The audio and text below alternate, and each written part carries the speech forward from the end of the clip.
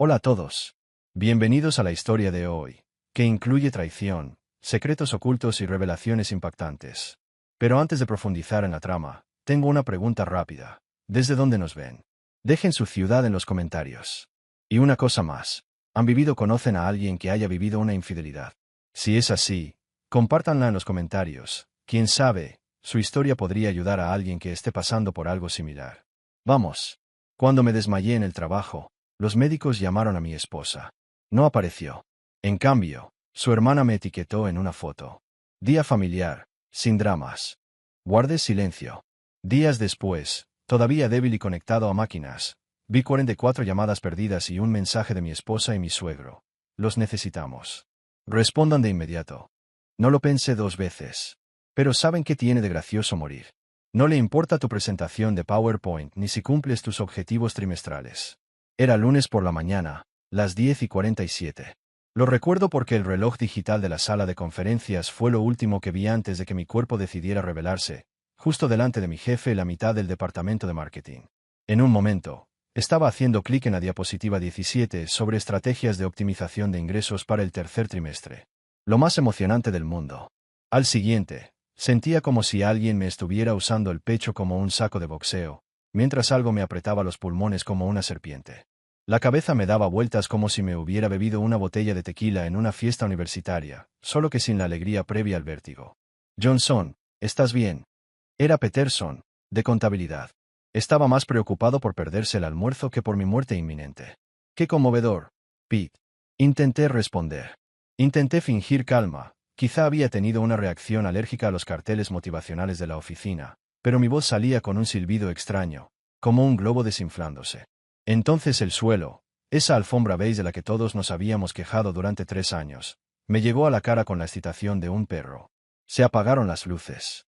Cuando recuperé la conciencia, me encontré bajo esas horribles luces fluorescentes de hospital que hacen que todos parezcan extras de una película de zombies. Ya sabes, esas que parpadean y te hacen dudar de tu cordura. Sentía el pecho como si alguien hubiera aparcado un coche pequeño encima, y yo estaba cubierto de cables. Parecía más una maqueta de hospital que un ser humano. Bienvenido de nuevo, dijo la enfermera con ojos amables y un uniforme lleno de gatos de dibujos animados. Porque, claro, nada representa mejor la atención médica profesional que Hello Kitty, ¿verdad? Nos diste un buen susto, Ann. Qué suerte estar aquí. ¿Suerte? De verdad, me sentía bendecida, tumbada allí con aspecto de árbol de Navidad humano, con todos esos cables conectados. Entonces entró el doctor Martínez, o era González. Rayos, mi cerebro seguía dándole vueltas. Llamémoslo doctor Sirius. Tenía esa mirada clásica de un médico de medicina perfecto. La mirada que dice, estoy a punto de darle una noticia que hará que su seguro médico parezca una miseria. Señor Johnson, dijo, sufrió lo que llamamos un evento cardíaco. Miró fijamente su portapapeles, como si leyera el guión de una película épica. Un evento grave. Su corazón prácticamente dijo, no, y se tomó unas vacaciones inesperadas. Accidente cardíaco. La terminología médica. Lo hacen parecer como si tu corazón te hubiera dado una fiesta sorpresa en lugar de casi matarte. Pero capté el mensaje a la perfección. Tuve un infarto a los 34, lo cual es tan atractivo como descubrir que tu restaurante favorito sirve hamburguesas de wrap. Hemos contactado a su contacto de emergencia, continuó el doctor Sirius. Su esposa, Clara, llegará pronto. Esas 2 palabras, debería llegar, flotaba en el aire como un olor nauseabundo. Clara debería estar aquí. Mi esposa de 6 años, la mujer que juró amarme en la salud y en la enfermedad. ¿Recuerdas a ese Jim de nuestros votos matrimoniales? Debería estar corriendo por las puertas del hospital ahora mismo, probablemente llorando y agarrando un osito de peluche o unas flores del kiosco de regalos. Pero aquí está el problema con, debería ser, es tan confiable como una tetera de chocolate. La primera noche, nada. Ninguna Clara irrumpiendo por la puerta. Ninguna llamada frenética preguntando por mi estado. Solo yo, las máquinas pitando y una rotación constante de enfermeras, todas comprobando si necesitaba algo. Sí, necesitaba algo. Necesitaba que mi esposa se preocupara por mi casi escape de esta vida mortal. Me quedé mirando el teléfono como un adolescente enamorado, esperando a que vibrara con un mensaje, una llamada. Rayos, incluso una paloma mensajera habría sido mejor que nada. Pero la pantalla seguía tan fría como mi matrimonio, que parecía estar en coma. Llegó el segundo día. y Clara seguía sin aparecer. El doctor Ruiz, el joven médico, según su placa, no dejaba de darme palmaditas en el brazo con esa compasión automática que todo médico aprende el primer día de la facultad de medicina. Descanse un poco, señor Johnson, decía. Debería llegar pronto. Otra vez esa palabra debería. Y empezaba a parecer una broma pesada, como esperar que el GPS funcione en un túnel o creer que un político realmente quiere cumplir sus promesas de campaña. Las enfermeras intentaban ser optimistas. Debe estar fatal el tráfico, sugirió una de ellas, con el uniforme de gato. Quizás esté atrapada en el trabajo, sugirió otra. Claro, porque nada representa mejor a un cónyuge amoroso que priorizar las hojas de cálculo sobre la salud de su marido.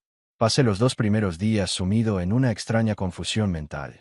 En parte por la medicación, en parte por la devastadora certeza de que la persona a quien más debería importarle mi supervivencia o mi muerte parecía creer que no valía la pena gastar gasolina en el hospital. En las otras habitaciones, las cosas eran diferentes. Y sí, las paredes de los hospitales son tan insonorizadas como el papel de seda. La habitación 314 estaba llena de flores, casi parecía un funeral. La familia de la habitación 318 trajo comida para un ejército. Yo me convertí en un experto en cada repetición de El precio justo y me hice el mejor amigo de la máquina expendedora al final del pasillo. Pero lo que realmente me afectó no fue la ira, como se imaginarán. Debería haber estado furioso, ¿verdad? Debería haber cogido ya el vaso de gelatina y haberlo tirado contra la pared, exigiendo respuestas. Pero en cambio, sentí un extraño entumecimiento, como si alguien me hubiera quitado todo y lo hubiera reemplazado con bolas de algodón. Quizás esto es lo que pasa cuando la persona que debería amarte incondicionalmente demuestra que su amor tiene más condiciones que un contrato de celular. O quizás el cerebro simplemente apaga el centro de la decepción para evitar un colapso total del sistema. Al final del segundo día, dejé de revisar mi teléfono cada 5 minutos. Dejé de inventar excusas para Clara. Dejé de esperar algo. ¿Y saben qué? Eso podría haber sido lo más saludable que he hecho en años. Las máquinas no dejaban de pitar, monitorizando mis constantes vitales, asegurándose de que mi corazón siguiera funcionando, a pesar de que aparentemente entendía más de mi matrimonio que yo. Un órgano inteligente, el corazón. Lástima no haberlo escuchado antes. Pero eso estaba a punto de cambiar. Al tercer día, me sentía más como Tom Hanks en una película, varado en una isla, sin un balón de voleibol llamado Wilson, pero con un monitor cardíaco que pitaba cada vez que pensaba en cómo mi esposa había fracasado miserablemente en cualquier noción básica de decencia humana. Me quedé allí tumbado, contando las baldosas del techo como un matemático demente. Hay 247, por si alguien se lo preguntaba. Cuando mi móvil por fin decide emitir un sonido, por un breve instante, mi optimista y estúpido corazón da un vuelco esperanzador, que probablemente registran todos los dispositivos a los que estoy conectado. Quizás sea Clara. Quizá haya tenido un accidente. O quizá su teléfono esté muerto. O quizá estaba debajo de algo pesado y por fin logró arrastrarse hasta un lugar seguro. Ya sabes, todos esos escenarios absurdos que tu mente crea cuando alguien a quien amas empieza a actuar como si de repente te hubieras vuelto invisible. Pero no. ¿Qué demonios? No. Era Instagram. Claro que sí. En un mundo donde la gente documenta hasta su desayuno como si compitiera por un premio. ¿A quién le importa que un familiar casi muera, verdad? La notificación dice, Felicity Jones te ha etiquetado en una foto. Felicity. Eso es. La hermana pequeña de Clara. La que cree que ser influencer digital es un trabajo serio y que tomar una foto de una tostada de aguacate es una contribución a la sociedad. Es tan profunda como un charco en pleno agosto. Pero al menos es constante. Toco la notificación con la curiosidad morbosa de quien pasa por un accidente de coche. Sabes que va a ser feo, pero no puedes apartar la mirada. Y ahí está, en todo su esplendor, con los tonos Valencia. Una foto familiar perfecta, como sacada de un anuncio de Hallmark. Ahí está Felicity, con su cabello rubio brillando al sol, con uno de esos vestidos veraniegos vaporosos que probablemente cuestan más que la cuota de mi coche. A su lado, mi esposa, Clara. ¿La recuerdan? Radiante y despreocupada como no la había visto en meses. Pero esperen, hay más. Detrás de ellos, como una estatua patriarcal de barrio, están los padres de Clara, Robert y Margaret. Robert abraza a Margaret. Ambos sonríen con la felicidad de quien acaba de ganar la lotería, no de alguien cuyo yerno se está convirtiendo en un alfiletero humano en la unidad de cardiología. El entorno también es perfecto, por supuesto. Están en el lago Clearwater, a unas 2 horas al norte de la ciudad. El mismo lugar donde Clara y yo hicimos nuestro picnic de aniversario. ¿Recuerdan ese amor? Cuando todavía fingíamos que nos queríamos. Allí, una manta roja a cuadros extendida sobre el césped. Una cesta de mimbre que probablemente venía de una boutique que cobra $50 solo por la idea de ser rústica.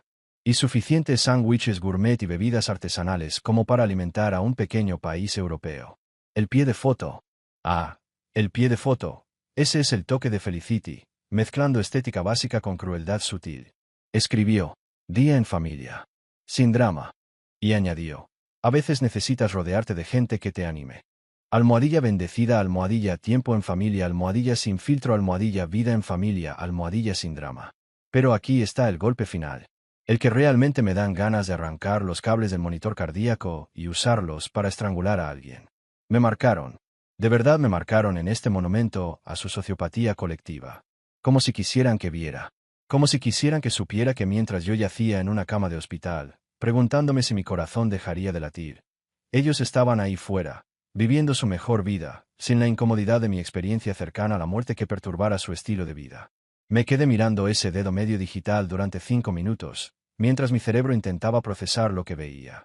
La fecha y hora indicaban que la foto se había publicado hacía unas 2 horas, lo que significaba que, cuando el doctor Ruiz me decía que tendría que cambiar mi estilo de vida para cumplir los 40, estaban afuera, posando para su sesión de fotos familiar en el lago. ¿La sección de comentarios? Un desfile de emojis de miradas severas y objetivos de equipo. Son tan lindos, comentó alguien. Claro, nada más lindo que abandonar a un familiar en su momento de necesidad para tomarse una foto en el lago. Así que miré más a fondo la pantalla y vi algo que me subió tanto la presión que me sorprendió que no hubiera activado todas las alarmas de la UCI.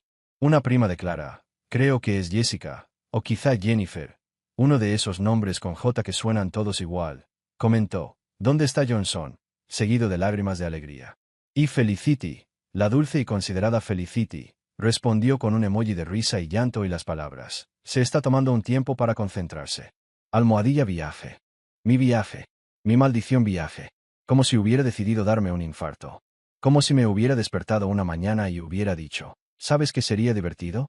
Que casi se me para el corazón y a ver si a alguien le importa. Tomé una captura de pantalla de todo el asunto porque, en ese momento, estaba recopilando pruebas como si estuviera construyendo un caso. Aunque, sinceramente, no sabía qué clase de caso se podía construir contra personas que son simplemente basura humana sin corazón. ¿Existe un tribunal para delitos contra la decencia básica? ¿Podemos procesar a alguien por ser sociópata con un teléfono inteligente? Lo más doloroso, y hay tantos para elegir, es que puedo visualizar exactamente cómo sucedió esto. Clara probablemente recibió la llamada del hospital mientras se preparaba para el trabajo. Tal vez se detuvo durante 30 segundos, dudando si ir a verme a mí, su esposo, que acababa de sufrir un infarto. Y entonces probablemente llamó Felicity, con otra crisis sobre su tienda o alguna nueva estrategia para impulsar sus redes sociales. De repente, mi emergencia médica se convirtió en un obstáculo incómodo para planificar unas vacaciones familiares. Casi puedo oír la conversación ahora. Dios mío, Clara, no podemos cancelar nuestro día libre porque Johnson tuvo un episodio. Debe estar bien, ya sabes lo dramático que es. Y mira esta luz, es perfecta para mi feed. Y Margaret trajo esos frascos de vidrio vintage tan bonitos. Y Clara, mi querida esposa Clara, probablemente. Ella asintió, porque claro, nada debería detener el último intento de Felicity por alcanzar la fama en Instagram. Porque, al final, eso es lo que realmente importa, mantener la imagen familiar intacta mientras su familiar se consume en una cama de hospital. El dolor en mi pecho ya no es solo por el infarto. Es algo más profundo, algo que hace que el dolor físico parezca un simple corte de papel comparado con lo que siento. Darme cuenta de que las personas que creía que me amaban me trataban como una figura de fondo, una opción secundaria, un personaje secundario en su historia. Dejé el teléfono a un lado y miré al techo de nuevo. Pero esta vez, ya no contaba las señales. Pensaba en la curiosa forma en que el universo nos muestra exactamente dónde pertenecemos en la vida de algunas personas. A veces, casi se necesita morir para darnos cuenta de que, para algunas personas, nunca fuiste realmente parte de su mundo. Algo dentro de mí cambió ese día. No se rompió, no se hizo añicos.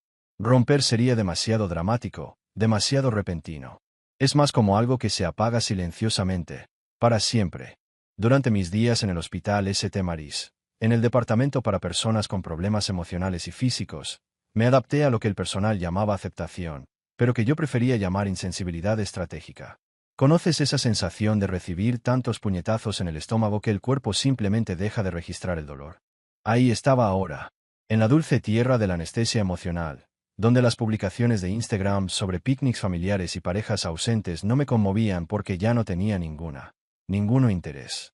Me hice amigo de Jorge, el conserje nocturno que hablaba mal inglés pero tenía un doctorado en descifrar disparates de gente.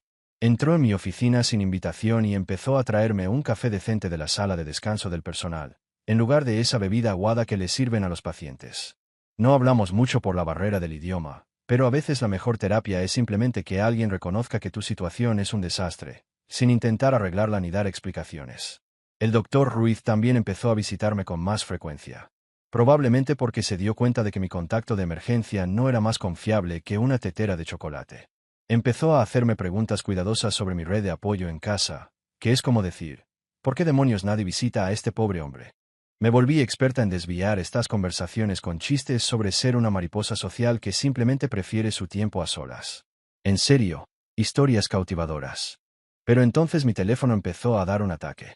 Estaba medio dormido, en esa extraña penumbra hospitalaria donde la morfina te hace sentir como si vieras tu propia vida a través de los ojos de otra persona, cuando empezó el zumbido. No eran solo uno o dos timbres, sino una vibración implacable y furiosa, como una avispa irritada atrapada en un frasco. Al principio, pensé que era una de las máquinas que fallaba. No sería la primera vez que algún equipo médico hubiera tenido un berrinche mientras estaba conectado. Pero no, era mi teléfono, que se iluminaba como un árbol de Navidad en Times Square. Solo que en lugar de difundir alegría navideña, transmitía lo que parecía un ataque de pánico a gran escala desde el código de área 847. 44 llamadas perdidas. 44 conté 2 veces, porque parecía imposible.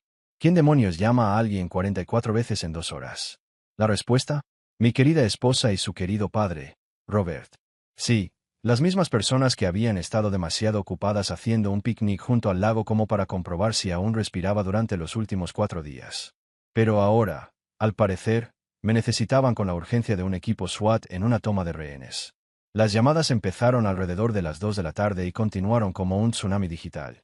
Clara, Robert, Clara, Robert, Clara otra vez. Un ping-pong perfecto de desesperación, alternando entre las dos personas que aparentemente acababan de recordar mi existencia. El registro de llamadas parecía una película de terror, con llamadas provenientes de dentro de casa. Solo que, en este caso, provenían de mi boda y se habían retrasado unos 4 días. Entonces llegó el mensaje de texto. No mensajes, en plural, como cualquier persona normal enviaría al intentar contactar con alguien.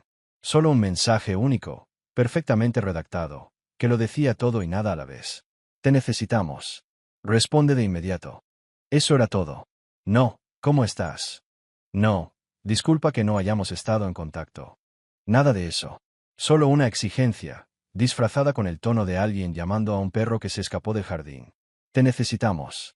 Responde de inmediato, como si yo fuera un representante de atención al cliente a que podían llamar cuando sus vidas no iban bien. Aquí está la hermosa ironía. Surgió de ambos. Un mensaje grupal de Clara y Robert, como si estuvieran coordinando esta pequeña intervención, planeando una operación militar. Probablemente estaban sentados en la misma mesa de picnic celebrando tiempo en familia sin dramas, y decidieron que tal vez, solo tal vez, necesitaban recuperar su cajero automático personal. Me quedé mirando ese mensaje durante lo que me pareció una hora, pero probablemente fueron solo 5 minutos. La audacia era casi impresionante. 4 días de silencio absoluto mientras yacía en una cama de hospital, preguntándome si mi corazón se detendría para siempre. Y ahora, me atacaban con "te necesitamos", como si yo estuviera equivocada por no estar disponible. Como si estuviera filtrando sus llamadas mientras me abrían el pecho y me inspeccionaban las arterias. Lo curioso, y por curioso quiero decir irónicamente devastador, fue la calma que sentí al leerlo. Uno pensaría que 44 llamadas perdidas de su esposa acelerarían el corazón. Sobre todo cuando el corazón ya ha intentado dejar de funcionar, pero en cambio, sentí una extraña distancia, casi zen, como si estuviera leyendo el drama de otra persona. Como si estuviera viendo cómo se derrumbaba el matrimonio de otro hombre infeliz en tiempo real. Fue entonces cuando recordé algo en lo que no había pensado en probablemente 5 años. Mi abuelo, Elías, el padre de mi madre. El hombre que me enseñó a pescar y a ver algo, a kilómetros de distancia. Era la única persona de mi familia que nunca me pedía nada. Nunca me hizo sentir que mi valor dependía de lo que yo pudiera proporcionar, arreglar o pagar. No lo he contactado desde entonces. Cielos, ¿cuándo fue la última vez? Quizás en Navidad, hace 2 años. Clara siempre encontraba excusas para no visitarlo. Demasiado lejos, muy poco tiempo. Vivía en ese pequeño apartamento que olía a libros viejos y tabaco de pipa. Arrugaba la nariz cada vez que lo mencionaba, como si fuera una reliquia incómoda de mi pasado que prefería mantener enterrada. Pero allí, sentado en esa cama de hospital, mirando 44 llamadas perdidas y un mensaje de texto que me trataba como un electrodoméstico roto, me encontré revisando mis contactos hasta encontrar su número. Elías Morrison, ubicado entre el fontanero de urgencias y Frank, de contabilidad, como si fuera un simple proveedor de servicios, no la única persona que me había querido sin esperar nada a cambio. Me temblaban las manos, y esta vez no era por la medicación. Cuando pulsé el botón de llamada, sonó una vez, 2 veces, y entonces, como por un milagro, oí su voz. Hola. Su tono era áspero, como si hubiera estado fumando y bebiendo whisky desde la administración Carter, lo cual, de hecho, probablemente hacía. Abuelo, se me quebró la voz, como si volviera a tener 13 años, llamándolo después de que me hubieran dado una paliza en el colegio. Soy yo, tu nieto. Hubo una pausa, y por un momento pensé que quizá no me recordaba. Quizás había pasado demasiado tiempo. Quizás había quemado ese puente al dejar que Clara lo convenciera de que las obligaciones familiares eran solo otro tipo de drama que debía evitarse. Pero entonces dijo, ¿qué hospital? Así de simple. Sin preguntas sobre por qué había llamado después de años de silencio. Sin exigencias de explicaciones ni disculpas. Solo, ¿qué hospital? Como si hubiera estado esperando esta misma llamada. Como si supiera, de alguna manera, que tarde o temprano necesitaría a alguien a quien le importara, viviera o muriera. Y en una hora, comparado con los 4 días sin visitas de Clara, él estaba allí. Cuando Elías entró en mi habitación del hospital, fue como ver a un hombre salir de una máquina del tiempo, de una época en la que las personas realmente se preocupaban por los demás. Llevaba la misma chaqueta de cuero marrón que recordaba de mi infancia. La misma que probablemente le costó el sueldo de una semana en 1987, pero que había resistido 3 décadas de inviernos en Chicago. Sus zapatos estaban desgastados pero bien lustrados, el tipo de zapatos de vestir que los hombres de clase trabajadora usaban para ir a la iglesia los domingos y a las entrevistas de trabajo los lunes. Todo en él gritaba vieja escuela, pero en el mejor sentido de la palabra. Lo primero que hizo fue mirarme directamente a los ojos. No a las máquinas, ni a las historias clínicas a los pies de mi cama, sino directamente a mí, como si comprobara si seguía ahí, bajo todo ese equipo médico y ese destrozo emocional. Luego sacó esa incómoda silla de plástico con la que están equipadas todas las habitaciones de hospital y se sentó como si tuviera todo el tiempo del mundo. Te ves fatal, dijo. Lo cual probablemente fue lo más sincero que me habían dicho en días. Sin andarse con rodeos, sin falsas alegrías, solo una evaluación directa de alguien que había visto suficiente vida como para saber que a veces la gente parece un infierno porque en realidad se siente fatal. Gracias, abuelo, murmuré. ¿Sabes cómo hacer que alguien se sienta mejor después de casi morir? Soltó una risita suave. Un sonido seco y ronco que me recordó al crujido de las hojas de otoño bajo los pies. Hijo, si querías que alguien te diera un rayo de sol en el culo, deberías haber llamado a tu esposa. Ah, pero también, un punto válido. Lo que sucedió después fue el culmen de la efectividad de Elías Morrison.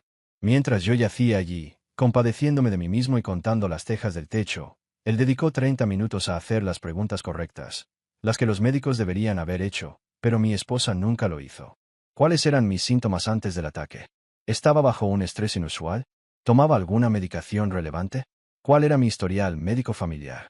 Ya sabes, esas preguntas básicas que pueden ser cruciales cuando el corazón de alguien decide rebelarse. Pero ahí está el problema.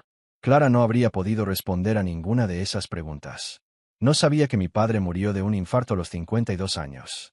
No sabía que llevaba semanas con dolores en el pecho, pero estaba demasiado ocupada pagando el alquiler de la boutique de Felicity como para ir al médico. Ni siquiera sabía a qué medicamentos era alérgico, lo cual es crucial cuando te inyectan la presión arterial alta. Pero Elías sí lo sabía.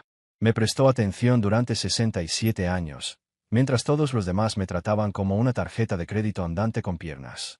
Así que se disculpó discretamente y regresó 1 hora después con la documentación.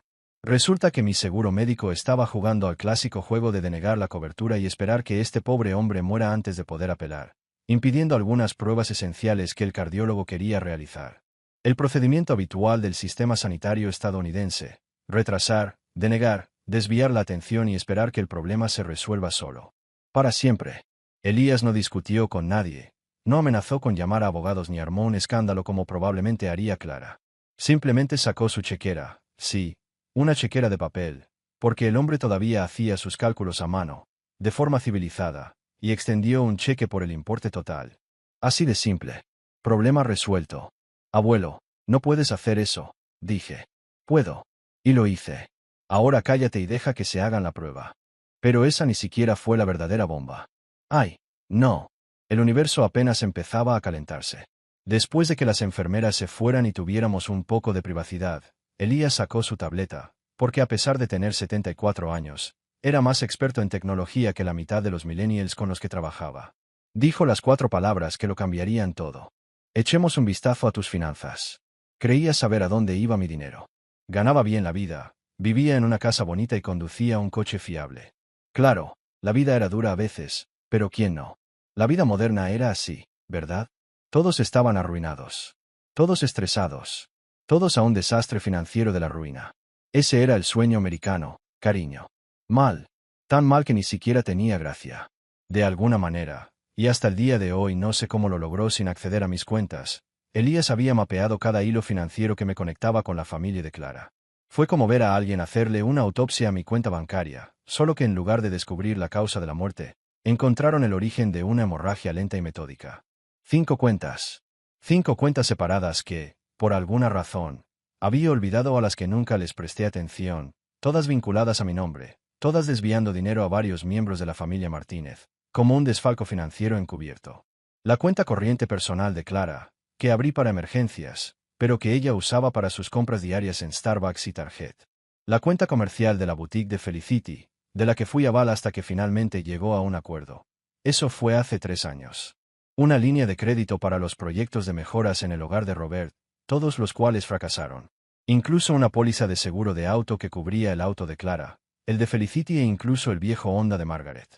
Dios mío, susurré, mirando los números en la pantalla. ¿Cómo no lo sabía? Porque se aseguraron de que no lo supieras, dijo Elías con naturalidad.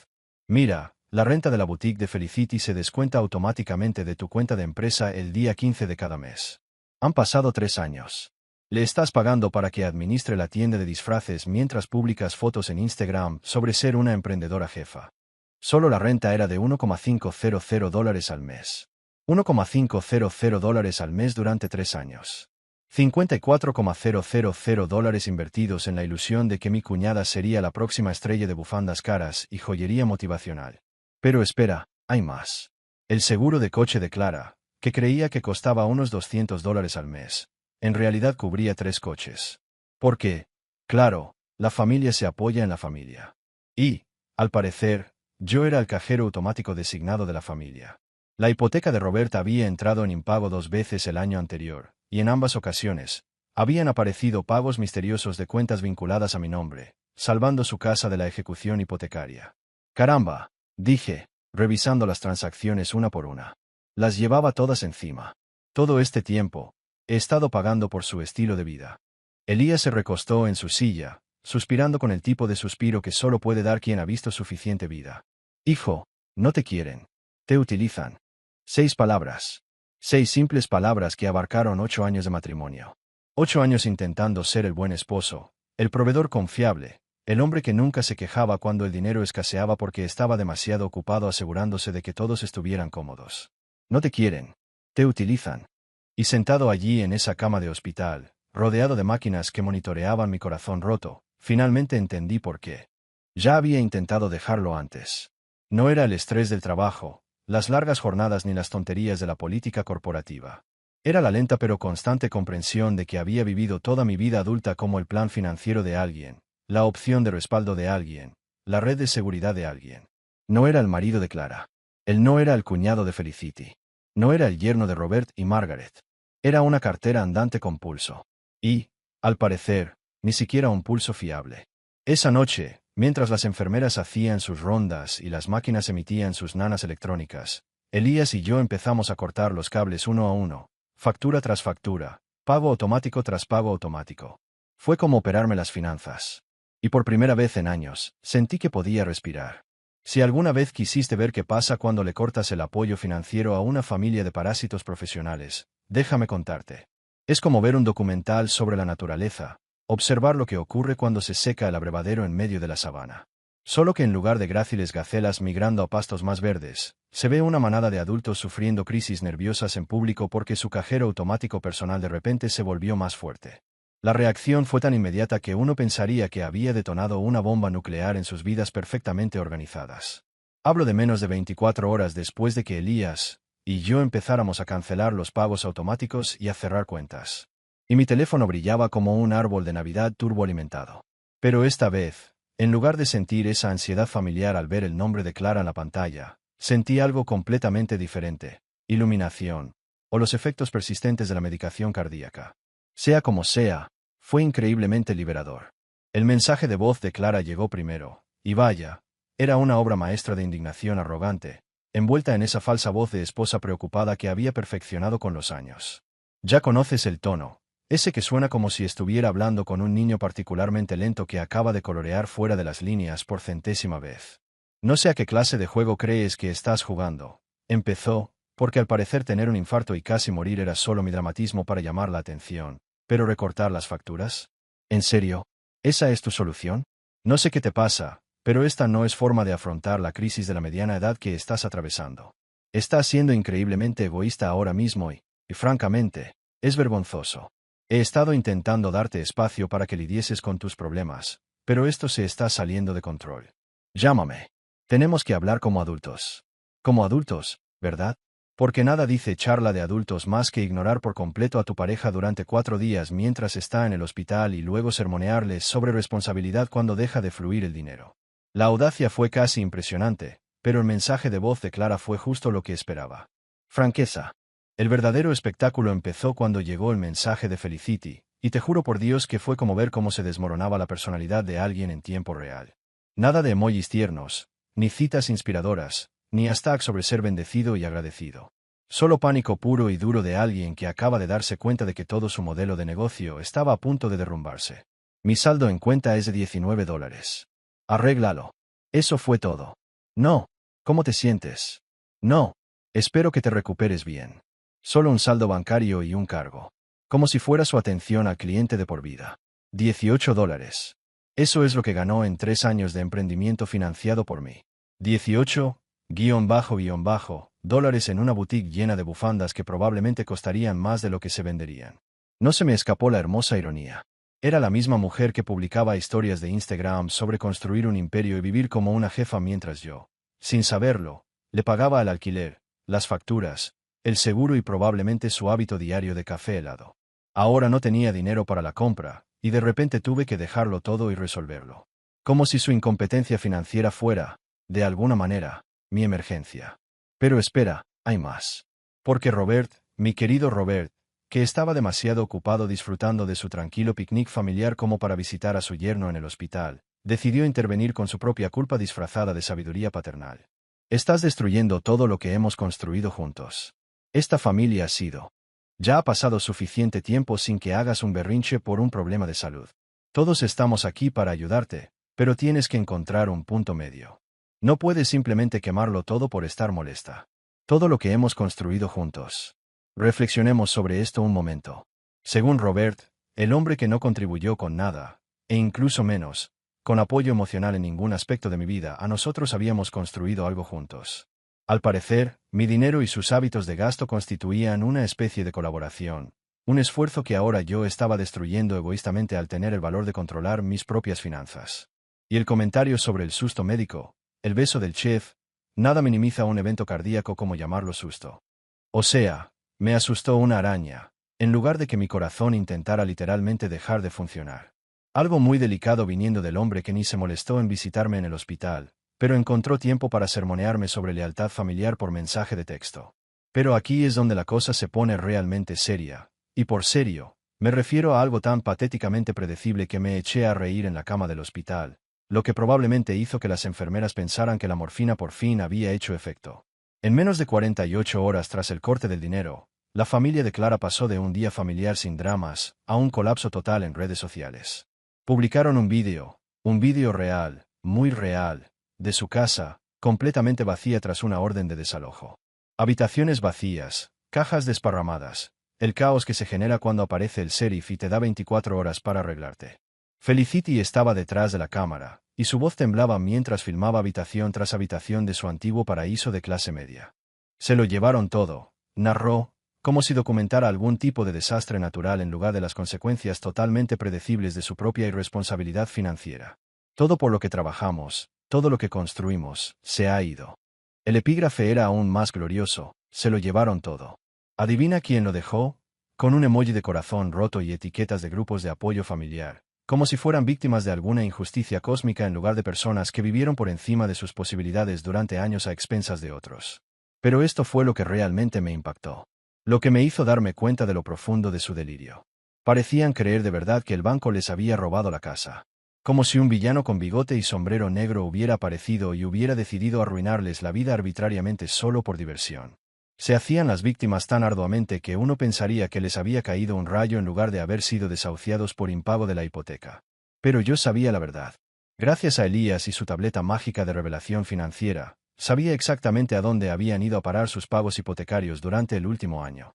Robert usaba el dinero de la hipoteca para financiar el inventario de la boutique de Felicity y las facturas médicas de Margaret. Robaban a Peter para pagarle a Paul. Pero Peter era la garantía de su propia casa. Y Paul era un negocio fallido que vendía accesorios caros a mujeres en crisis de la mediana edad. El banco no les había robado la casa. La habían perdido en el juego y luego fingieron sorpresa cuando la casa siempre sale ganando. Habían alquilado una casa suburbana en perfecto estado, pagada por casualidad con un anticipo que le había dado a Clara como regalo de bodas, y la habían convertido en garantía para las fantasías empresariales de su hija. Y ahora querían que me sintiera culpable. Querían que viera ese vídeo de su casa vacía y sus lágrimas de cocodrilo, y que volviera corriendo al redil con la chequera abierta y la boca cerrada, lista para arreglarlo todo como siempre. Pero allí tumbada en la cama del hospital, viendo cómo se desarrollaba su fiesta de autocompasión perfectamente orquestada en la pantalla de mi teléfono, sentí algo que no había sentido en años. Absolutamente, nada. Ninguna culpa, ninguna obligación, ninguna necesidad desesperada de intervenir y salvar el día. Solo una comprensión tranquila y clara de que así era como se manifestaba la responsabilidad cuando finalmente llegaba a quienes la habían evitado toda su vida. ¿Conoces ese momento en las películas de terror en el que crees que el monstruo finalmente ha muerto, y entonces su mano sale de la tierra para darte un último susto? Sí. Bueno, bienvenidos a mi vida, donde el monstruo era la familia de mi esposa, y estaban a punto de entregarme una, psicótica de otro nivel que enorgullecería a Stephen King. De hecho, estaba empezando a sentirme humano de nuevo. Los médicos me dieron el alta a los pocos días. Ya no me dolía el pecho como si me hubieran aparcado un camión encima. Y por primera vez en años, dormía toda la noche sin que la cabeza me diera vueltas con listas interminables de facturas y obligaciones, y pensando quién necesitaba cuánto dinero. Resulta que cuando no eres responsable financiero de otros 4 adultos y sus diversas catástrofes, la vida se vuelve mucho menos estresante. ¿Quién lo diría? Elías venía aquí todos los días, no porque se sintiera obligado ni porque le pagara, sino porque eso es lo que hace una verdadera familia. Estábamos solucionando los problemas financieros restantes, cancelando los últimos pagos automáticos, transfiriendo cuentas, básicamente operando 8 años de enredos financieros. Era como desintoxicarme de una droga a la que ni siquiera sabía que era adicto. Fue entonces cuando entró con un sobre. Elías no era de los que se ponen dramáticos. No hacía grandes gestos ni presentaciones misteriosas. Cuando tenía algo que decir, simplemente lo decía. Pero esta vez, parecía haber envejecido 5 años de la noche a la mañana, y llevaba ese sobre como si contuviera anthrax, papeles de divorcio o alguna otra forma de sufrimiento convertido en arma. Hijo, dijo, acomodándose en la silla de plástico que prácticamente se había convertido en su trono personal. Necesitamos hablar sobre qué trama realmente la familia de tu esposa. Abrió el sobre y sacó un fajo de correos electrónicos impresos. No eran correos reenviados ni capturas de pantalla, sino impresiones reales que alguien se había tomado la molestia de obtener por medios que, supongo, eran ilegales. Elías siempre había sido ingenioso, pero este era un investigador privado de primera. ¿Cómo es que no hiciste preguntas que no querías que respondieran? Dijo, lo que probablemente fue lo más rudo que un hombre de 74 años con cardigan haya dicho jamás en la historia de los cardigans. Los correos electrónicos eran entre Clara, Robert y un tal Marcus Hoffman, de Hoffman and Associates Legal Services. Y, Debo decirles, leerlos fue como ver un accidente de tren a cámara lenta, solo que el tren era mi vida entera, y el accidente ocurría en tiempo real mientras yo yacía inconsciente en una cama de hospital. El primer correo electrónico, fechado apenas 2 días después de mi infarto, era de Roberta a un empleado de Hoffman, declaré CYC. Tan solo el asunto hizo que mi tensiómetro empezara a sonar como una alarma de humo. Consulta urgente de tutela de emergencia.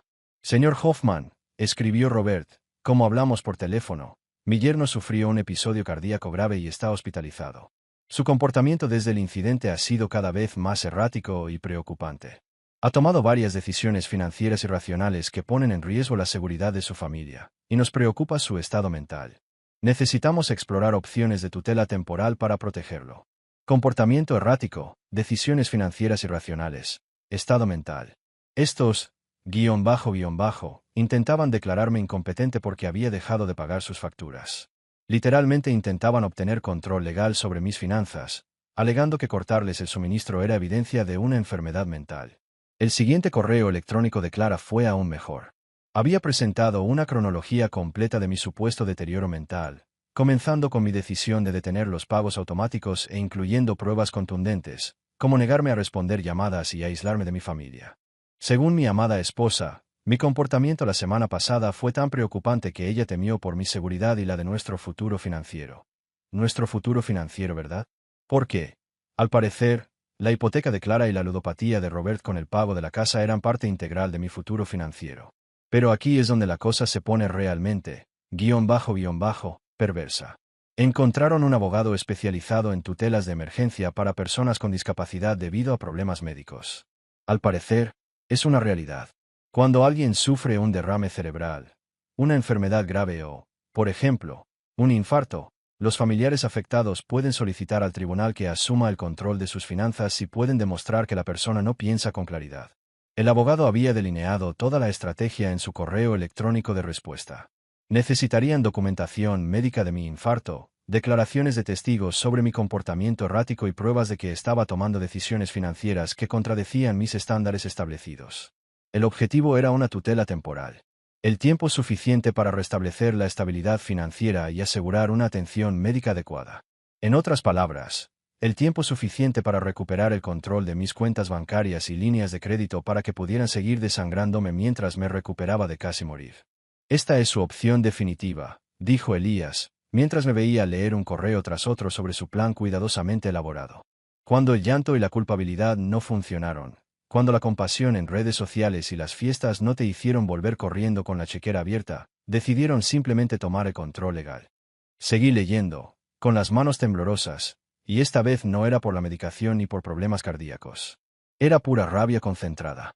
Pasaron más tiempo planeando esta maniobra legal que visitándome en el hospital. Pasaron más tiempo investigando las leyes de tutela que preguntándome cómo me sentía, o si sobreviviría. Lo más insidioso fue lo legítimo que lo hicieron parecer. Al leer sus correos electrónicos, uno pensaría que eran familiares genuinamente preocupados que intentaban ayudar a un ser querido que claramente había perdido la cabeza tras un evento médico traumático. Incluso encontraron testigos de carácter, la hermana de Margaret, que apenas me conocía, y un vecino que aparentemente había notado que yo había estado retraído y antisocial últimamente. Retraído y antisocial, sí, probablemente porque estaba sufriendo un ataque cardíaco para pagar el sufrimiento de todos los demás, mientras mi esposa me trataba como un compañero de habitación incómodo que ocasionalmente me daba dinero. Pero la guinda del pastel este domingo, fue el último correo electrónico de Clara a su abogado. Solo queremos lo mejor para él. No está pensando con claridad ahora mismo y nos preocupa que destruya todo lo que hemos trabajado tanto para construir juntos. Si podemos brindarle un alivio temporal hasta que se estabilice, podemos asegurarnos de que reciba la ayuda que necesita y proteger el futuro de nuestra familia. Nuestro futuro, el futuro de mi familia. Ahí estaba de nuevo, esa hermosa ilusión de que su seguridad financiera era, de alguna manera, mi responsabilidad, que sus malas decisiones eran mi emergencia, que su comodidad valía más que mi autonomía. Me declararían mentalmente incompetente para poder robarme legalmente el dinero. Usarían mi infarto, la emergencia médica que estaban demasiado ocupados para reconocer, como prueba de que no podían confiar en mí para administrar mis propias finanzas. Convertiría mi recuperación en su oportunidad. La audiencia está programada para la próxima semana, dijo Elías en voz baja. Presentaron la petición ayer. Levanté la vista de mis correos y, por un momento, me quedé sin palabras. La magnitud de su traición era impresionante. No eran solo familiares avariciosos que intentaban hacerme sentir culpable para que abriera mi billetera de nuevo. Eran personas dispuestas a declararme legalmente incompetente, a destruir mi reputación, mi autonomía, mi dignidad humana básica, solo para seguir recibiendo su dinero. ¿Qué hacemos?, pregunté. Aunque ya sabía que Elías no me habría traído esta información sin un plan. Sonrió, y no era una sonrisa amistosa.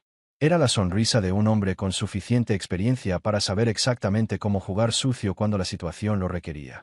Vamos con ventaja, dijo, contestando el teléfono. Ya llamé a tu abogado. Mañana por la mañana, se presentarán órdenes de cese y desistimiento contra todos ellos. Congelación de cuentas para evitar cualquier acceso no autorizado y protecciones legales que harán que esta petición de protección parezca lo que realmente es.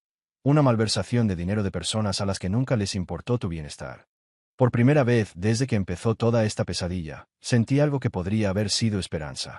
O tal vez solo fue la satisfacción de saber que por fin, alguien luchaba por mí en lugar de luchar para usarme.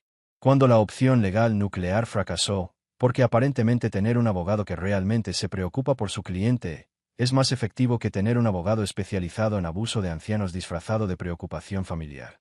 El clan de Clara decidió recurrir a su plan B, destruir mi reputación por completo, tanto que tendría que volver arrastrándome hasta ellos solo para detenerlo. Fue como presenciar una clase magistral de manipulación, solo que en lugar de impresionarme, tuve un asiento en primera fila para ver lo bajo que puede caer la gente cuando su boleto de comida tiene conciencia. Todo empezó de forma bastante inocente, lo que debería haber sido mi primera señal de alarma. ¿Cuándo ha sido inocente algo relacionado con Felicity? Publicó lo que parecía ser una simple selfie. Sin filtros sofisticados, sin la iluminación perfecta, solo sentada en lo que parecía su coche, con aspecto de haber estado llorando durante 3 horas seguidas. Lo cual, conociendo la relación de Felicity con el rímel a prueba de agua, probablemente significaba que había practicado frente al espejo durante 3 horas para lograr la imagen perfecta, devastada, pero aún fotogénica. El título era una obra maestra de manipulación emocional pasivo-agresiva. A veces, las personas que más queremos son las que pasan por los momentos más difíciles. Cuando alguien a quien queremos sufre, puede arremeter contra quienes intentan ayudarlo. Solo podemos enviarle amor y desearle que regrese con la familia que siempre ha estado ahí para él. Primero la familia, Ella Morgana, orando por la sanación. No se mencionaron nombres, por supuesto. Felicity era demasiado lista para decirlo directamente. Mi cuñado está teniendo un episodio psicótico y está destruyendo nuestra familia. Pero no lo necesitaba. Cualquiera que hubiera seguido su drama en redes sociales la semana anterior sabría exactamente de quién hablaba. Era como un tuit de sumisión, pero con la manipulación emocional al máximo y un montón de hashtags de Jesús por si acaso. Pero eso fue solo el principio. La verdadera campaña empezó cuando Clara la reenvió con su propio añadido, un emoji de corazón roto, y las palabras. Algunas batallas se libran en privado, pero el amor siempre triunfa al final. Rezo por la sanación de mi esposo. Cuerpo, mente y espíritu. Corazón rojo, corazón roto, manos juntas. Cuerpo, mente y espíritu, como si fuera una especie de triple amenaza de disfunción que necesitaba intervención divina para funcionar correctamente. Como si mi decisión de dejar de financiar su estilo de vida fuera un síntoma de enfermedad mental en lugar de una llamada a la realidad largamente esperada. En cuestión de horas, la publicación fue compartida por Margaret, Robert, primos con los que no había hablado en años y vecinos que probablemente no sabían elegir un buen vino, pero que de repente se preocuparon profundamente por mi bienestar. La sección de comentarios se convirtió en un círculo de oración y un comité de planificación de intervenciones, donde todos ofrecieron sus pensamientos y oraciones por mi recuperación y su apoyo a mi valiente esposa, quien apoyó a su esposo durante este momento difícil. Una esposa valiente. La mujer que había estado demasiado ocupada haciendo un picnic junto al lago como para visitarme en el hospital ahora era celebrada como una especie de santa por soportar a su marido, evidentemente inestable. La ironía era tan grande que se podía cortar con un cuchillo y servirla en la siguiente reunión familiar sin drama. Pero Felicity no había terminado. Oh, no. Este era solo el primer acto de su espectáculo en solitario, titulado Cómo destruir la reputación de alguien usando historias de Instagram y lágrimas de cocodrilo. El segundo acto llegó en forma de vídeo, una obra maestra temblorosa, grabada con la cámara en mano, que parecía haber sido filmada durante un terremoto, pero probablemente solo eran las manos de Felicity temblando por la carga emocional de su actuación. El vídeo la mostraba sentada en lo que finalmente reconocí como su auto, estacionado frente a su antigua casa, la que habían perdido porque usaban la hipoteca para financiar sus fantasías de boutique. Música de piano sonaba suavemente de fondo, porque nada expresa emociones genuinas como una banda sonora cuidadosamente seleccionada. No suelo hacer eso, comenzó, con la voz quebrándose exactamente en los momentos adecuados, pero a veces hay que decir la verdad, incluso cuando es difícil. A veces, los seres queridos se desahogan cuando sufren. A veces, las personas a las que más nos esforzamos por ayudar son las que más nos alejan. Hizo una pausa y se secó una lágrima que, de algún modo, no manchó su maquillaje. Manipulación emocional a nivel profesional. Últimamente, todos hemos pasado por mucho como familia, continuó. Y cuando un ser querido está lidiando con problemas de salud, estrés y todas las adversidades de la vida. Todo continuó así durante unos 5 minutos. Felicity se presentó a sí misma y a su familia como víctimas sufrientes de mi inexplicable crueldad, insinuando lo justo sobre mis problemas de salud para dejar claro que no pensaba con claridad, pero sin decir nada que pudiera usarse legalmente en su contra. Fue como ver a un político disculparse sin disculparse realmente, solo que en lugar de un escándalo sexual, se trataba de mi audacia al controlar mis finanzas. Clara volvió a publicar el vídeo con otro emoji de corazón roto y la leyenda: me duele el corazón por toda nuestra familia ahora mismo. Rezo por sanación y restauración. Con las manos rotas y dobladas, almohadilla de pie con fe y así, sin más, se estableció la narrativa. No era un hombre que casi muere y luego descubre que la familia de su esposa le ha estado vaciando sistemáticamente las finanzas durante años. Era un hombre enfermo que atacaba a quienes más lo amaban. No era alguien que finalmente se armó de valor y empezó a poner límites. Era alguien que luchaba y tomaba decisiones que lastimaban a quienes más lo amaban. La respuesta fue inmediata y justo lo que esperaban. Mi teléfono empezó a vibrar con mensajes de gente de la que no había tenido noticias en meses, todos queriendo saber cómo estaba. Primos de la familia de Clara, compañeros de trabajo que habían visto las publicaciones, incluso mi antiguo compañero de la universidad, que de alguna manera había sido etiquetado en todo el lío. Hola, vi la publicación de Clara. ¿Estás bien? Si necesitas hablar, estoy aquí pensando en ti en estos momentos difíciles. Avísame si puedo ayudarte en algo. Estoy rezando por tu familia. Espero que puedas superar lo que esté pasando. Por un momento, empecé a dudar de mí mismo. Cuando decenas de personas te contactan, preocupadas por tu salud mental. Cuando tu propia esposa reza públicamente por tu sanación. Cuando tu cuñada publica vídeos con lágrimas en los ojos sobre lo preocupada que está por ti, empieza a molestarte. Quizás estaba siendo demasiado duro. Quizás estaba exagerando. Quizás cortar el contacto financiero con ellos fue en realidad una señal de que no estaba pensando con claridad. Pero entonces pasó algo hermoso. A alguien, y aún no sé quién, le debo una cerveza y posiblemente a mi primer hijo. Captura de pantalla de la antigua publicación de Instagram de Felicity. Ya sabes, la del picnic familiar. La del pie de foto. Día familiar sin drama, algunos con caras rojas, corazones, almohadilla bendecidos, almohadilla tiempo en familia, almohadilla vida en la que almohadilla sin negatividad. Publicaron un comentario en el vídeo de Felicity llorando con la simple descripción: momento interesante. Y así, sin más, todo se derrumbó porque, de repente, la gente empezó a hacer cálculos. Felicity publica sobre cómo pasó un día familiar sin dramas, sin mí mientras estoy en el hospital. Una semana después, está haciendo vídeos sobre cuánto me ama y se preocupa por mí. Clare celebra mi ausencia de los eventos familiares y luego se presenta como la esposa devota que apoya a su esposo en apuros. Las capturas de pantalla se propagaron más rápido que los chismes en un picnic de la iglesia. La gente empezó a atar cabos, a hacer preguntas, a señalar la cronología. Los comentarios en sus publicaciones pasaron de la compasión a la desconfianza. Espera, ¿no estaba en el hospital cuando publicaste esa foto del picnic? Entonces, estabas preocupada por él, pero ¿no lo visitaste? ¡Qué confuso! ¿Lo apoyas o lo celebras sin él? Internet, bendita sea su alma caótica, se volvió contra ellos con más fuerza que una manada de lobos contra un ciervo herido. Los clientes empezaron a abandonar la tienda de Felicity, a una velocidad que no le permitía borrar comentarios. Todo empezó con un último movimiento, un intento desesperado por sacudir los cimientos, por dejar que Noah volviera a caer en la trampa que la familia de Clara había tendido cuidadosamente durante años. No es que dudara que lograrían algo grande, pero esta maniobra era tan psicológicamente retorcida que no pude evitar preguntarme si habría margen de redención o si su locura manipuladora llegaría a su límite. Y, por supuesto, la manipulación estaba a punto de continuar. Una vez más, asumieron la postura de que estaban preocupados por Noah. Y ahora, de alguna manera, el testamento manuscrito de Robert se convirtió en la estratagema final para asegurar su regreso al redil de la subyugación financiera. Cuando recibí ese sobre, el nombre del remitente me dejó paralizado. Robert Martínez. Había algo arcaico en esa letra, algo oficial y serio, como si estuviera enviando una carta de guerra de 1952, con el peso de un documento final, una estrategia calculada, un último intento de manipulación. Esa carta certificada, que parecía requerir una firma como si fuera un juramento solemne, resultó ser más una trampa psicológica que algo legalmente vinculante. El testamento de Robert no trataba sobre posesiones materiales. Era un intento de controlar los últimos vestigios de poder que tenía sobre mi vida.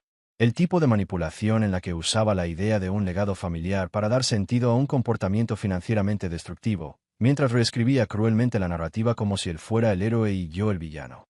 Leerlo fue como presenciar una realidad alternativa donde lo correcto estaba mal y donde, al parecer, la unidad familiar solo existía cuando yo hacía de saco de boxeo financiero.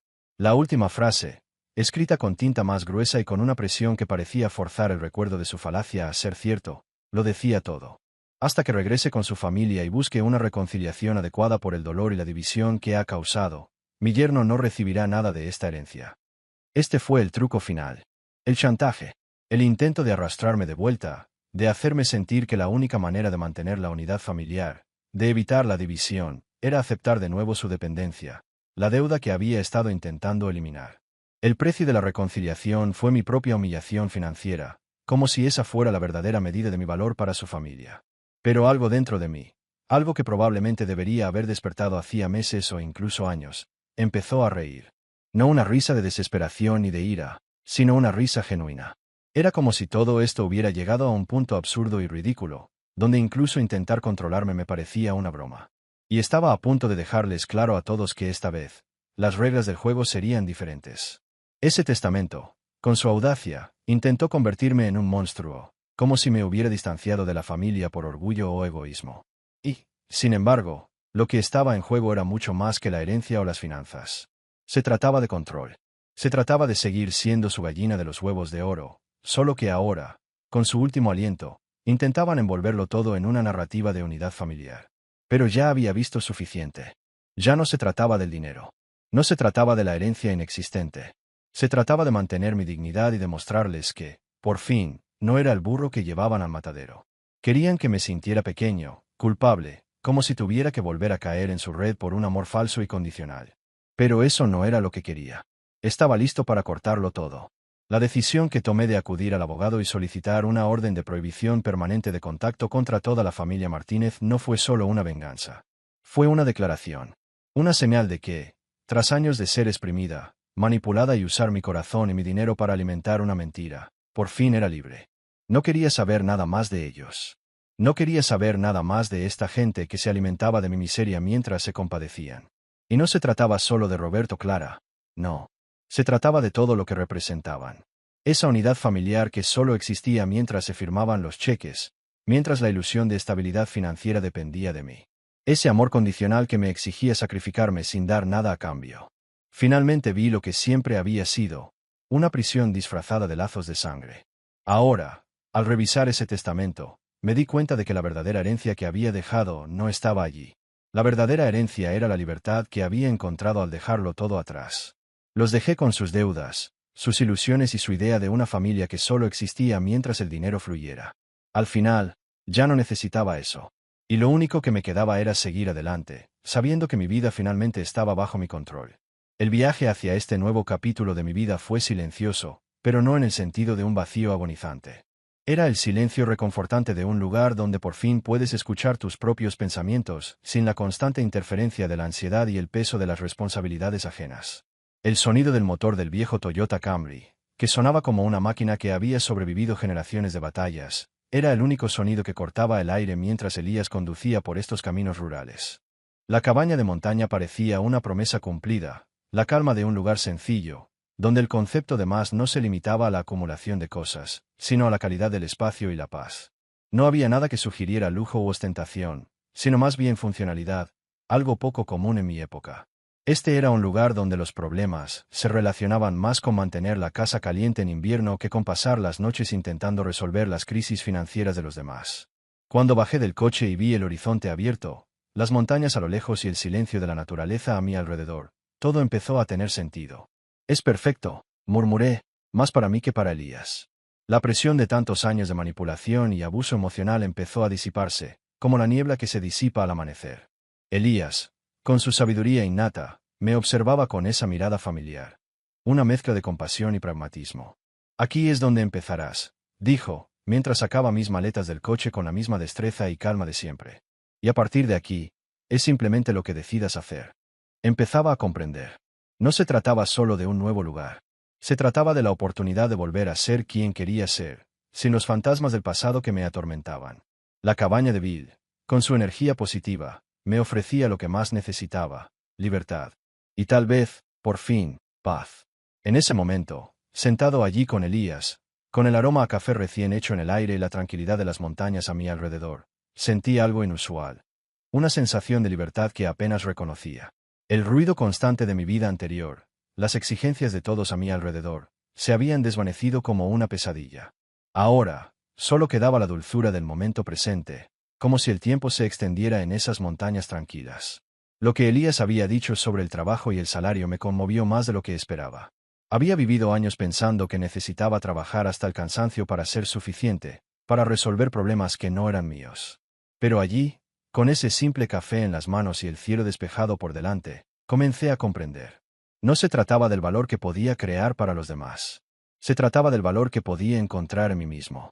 La cabaña era un reflejo de esto, sencilla, pero genuina. Lo que necesitaba ahora ya no era darlo todo a los demás, sino reconectar con la idea de que yo también merecía algo. Ya no como el personaje secundario que siempre había estado disponible, sino como el protagonista de mi propia vida. La vida que aún podía construir, sin los fantasmas del pasado, sin las manipulaciones que me atormentaban. Y entonces, mientras veía salir el sol sobre las montañas y escuchaba el canto de los pájaros, supe que había tomado la decisión correcta. Ya no importaba lo que había dejado atrás. Lo que importaba ahora era lo que estaba empezando a construir. Un futuro donde solo era responsable de mí mismo, donde podía respirar sin que otros me agotaran. 6 meses después de mi nueva vida, mi rutina se basó en el concepto radical de no preocuparme por las emergencias inventadas de los demás. Despertarme a mi propio ritmo, sin la presión de las notificaciones de emergencia, sin la sensación de estar siempre persiguiendo el próximo desastre financiero de alguien. Sentarme en el porche con una taza de café y ver cómo las montañas cobraban vida al amanecer era algo que había olvidado que podía experimentar. Eso era lo mejor de todo, el hecho de que por fin no tenía que cargar con los problemas de los demás. El teletrabajo fue la guinda del pastel. 35 horas semanales de trabajo real, donde mi salario era lo que ganaba por mi esfuerzo, no por sacrificar mi salud mental ni la presión de ser una extensión de las necesidades financieras de otros. Al volver a casa, mi hogar era un refugio, no un campo de batalla emocional y financiero. Pero lo que más me sorprendió fue el silencio interior. Ya no calculaba constantemente cuánto de mí misma estaba siendo drenada. Ya no sentía la culpa de revisar mensajes ni la presión constante de quienes necesitaban algo, siempre. Sentada en ese porche por primera vez en meses, pude preguntarme de verdad qué quería. Era un lujo que nunca antes había conocido, y sabía que la decisión de cortar lazos había sido la más difícil, pero quizás la más importante. Aunque la familia de Clara no se había dado por vencida del todo, sus insinuaciones se volvían cada vez más patéticas, más transparentes. Cada mensaje o llamada era un intento de reconstruir el puente que había quemado con mi decisión de alejarme. Tarjetas de Navidad y mensajes vacíos de pensamientos y oraciones, cuando lo que realmente querían era recuperar el control. Era un intento descarado de manipulación emocional, y la ironía no se me escapó. Habían estado dispuestos a llegar tan lejos, incluso a declararme mentalmente incapaz de proteger lo que era mío, pero ahora intentaban rehabilitarse como una familia amorosa. El cinismo era palpable. Y todo esto solo reafirmó lo acertada que había sido mi decisión de romper esos lazos. No se trataba de ira, sino de reconocer finalmente que los lazos que tenía con esas personas eran más destructivos que constructivos. Cuando le enseñé la tarjeta a Elías, la leyó rápidamente y me la devolvió sin prisa. «Están pescando, a ver si muerdes el anzuelo», dijo, con el tono de alguien que ya había presenciado este tipo de manipulación. «Quieren saber si ha pasado suficiente tiempo para que olvides por qué te fuiste». No entendieron que la distancia solo te hizo darte cuenta de lo tóxica que era la situación. Elías tenía razón. No lo había olvidado. La distancia me dio la claridad para comprender la magnitud de todo. Vivir sin constantes exigencias económicas me mostró lo que realmente eran la seguridad y la estabilidad. Dormir toda la noche sin preocuparme por la próxima crisis que pudiera surgir me mostró lo que era la paz. Y, lo más importante, Hablar sin pedir ayuda financiera encubiertamente me recordó la conexión genuina. El último intento llegó a través de la terapeuta de Clara. La idea de recomponer las piezas rotas de una relación que ya no existía, en un intento de sanar algo que nunca sanó, me parecía absurda. Cuando la terapeuta me llamó de repente, supe que algo andaba mal. El profesionalismo no se mezclaba con intentos de manipulación de este nivel.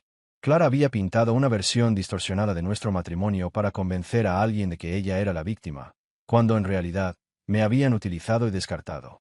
Rechacé cortésmente. Después de todo, mi cierre estaba en las montañas. No necesitaba nada más que lo que ya había encontrado allí, paz verdadera. La terapeuta, confundida, no entendía por qué no quería arreglar las cosas, pero esa era la belleza de la paz. Ahora veía las amenazas a mi paz con mucha más claridad. Con los mensajes de voz, las tarjetas y los correos electrónicos, tomé una decisión sencilla. Los bloqueé, los ignoré y los tiré a la papelera. Y cuando aparecían nuevos números o perfiles, hacía lo mismo. Porque, tras 6 meses de auténtica paz, aprendí que no se negocia con terroristas emocionales. No te involucras con gente que confunde amor con explotación. Y, sobre todo, no te sientes culpable por proteger la vida que has construido de quienes quieren destruirla. La familia de Clara podía mentir sobre mí, hacerse la víctima y crear historias en redes sociales, pero la verdad era mi aliada. Y esta verdad me dio una paz que desconocía. Y ahora he descubierto que la paz vale más que el amor de quienes solo me amaron mientras fui útil. Otra historia llega a su fin. ¿Qué te pareció? Me encantaría leer tu opinión en los comentarios. Si te gustó esta historia, considera unirte a nuestra comunidad suscribiéndote. Significa mucho para nosotros. Más historias como esta, mira los vídeos recomendados en pantalla y nos vemos luego.